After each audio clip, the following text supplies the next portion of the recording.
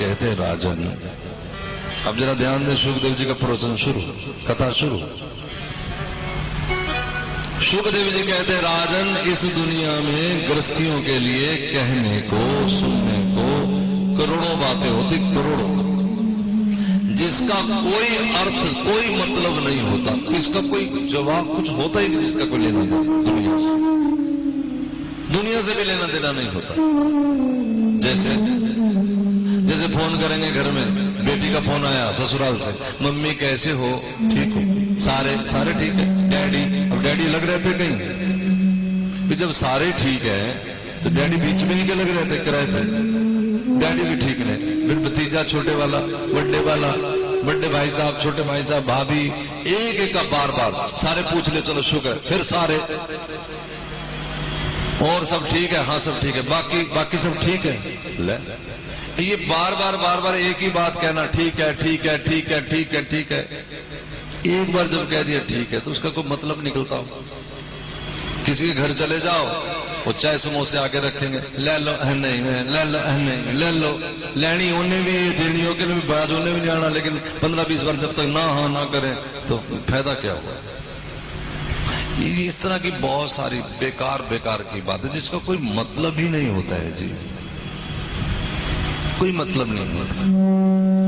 अच्छा तुम बताओ, शराबी शराब पी के घर आ गया, मां डांट रही है, अब बताओ इस शराबी पी के जो जब उसको अपनी होश ही नहीं, इस समय डांटने का कोई अर्थ निकलेगा? जब उसको होश ही नहीं, समझाना हो तो कल समझाना जब अपनी होश में होगा, यह समझाना होता तो तभी समझा लिया होता जब 14 बरस का था। अब क्या समझाता, लेकिन समझाते समझाते वो भी बुढ़ा होने को आ गया, मां मरने को आ गई, लेकिन रोज वही कहना है, वही सुनना है, जिसका कोई मतलब ही नहीं। इश्क ये दुनिया वाले बेकार की बातें करते हैं, पायल के गमों का इल्म नहीं, झनकार की बातें करते। शुरुआती पता नहीं कहां से शुरू होना है, कन्हैया आएगा, वो मेरे घर आया सी, वो मैंने मिल गए ने, मेरी सूरत लग गई है, कमाली सूरत लग गई है, आंख बंद करके बैठे, मेरी सूरत लग गई है, चूहा आ गया, उसने डब्बा खटका दिया, कौन आया, सूरत लग गई। धोखा अपने आप को दिए चले जा रहे हैं।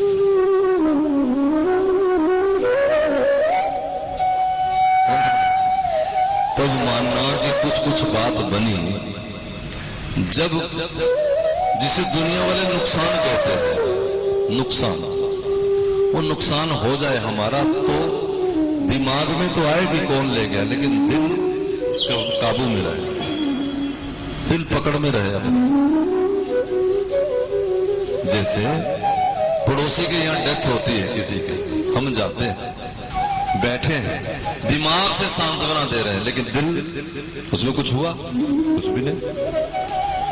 इस तरह पड़ोसी के घर बेटे की शादी, उसके हम गए, दिमाग से बधाइयां दे रहे हैं, लेकिन दिल हमारी पकड़ में।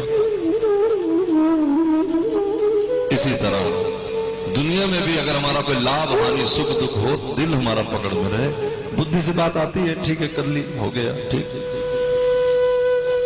अगर ऐसी कृपा हो धीरे धीरे, वो इसका निरीक्षण कौन करेगा? इसका निरीक्षण तो आप खुद ही कर सकते हैं, दूसरा नहीं कर सकते। आप अपना निरीक्षण खुद करिए, आत्मा पहला गुरु है। और अगर ऐसा नहीं हो रहा है अभी, तो थोड़ा सा घबराइए कि मैं कहां फंसे हैं, कब निकलेंगे।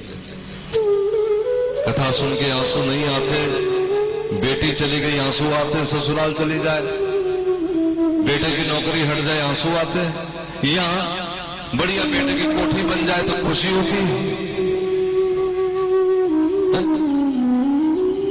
भगवान का भजन हो तो खुशी नहीं होती, कथा सुन के खुशी नहीं होती, कथा का नाम सुन करके कि हमारे घर भी जगराता होएगा, हमारे घर भी कथा होएगी, हमारे मोहल्ले में भी कथा होएगी, हमारे यहाँ भी सत्संग होगा, कोई महात्मा आएंगे, चलो 2 घड़ी सुनने को मिलेगा, आंख में आंसू नहीं आया, दिल गदगद नहीं हुआ।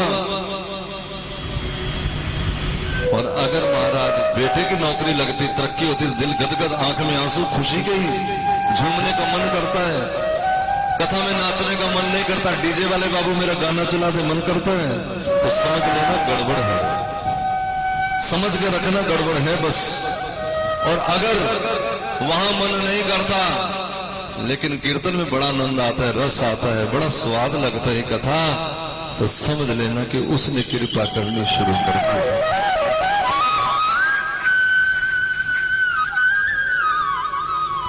जब संत शरण मिल जा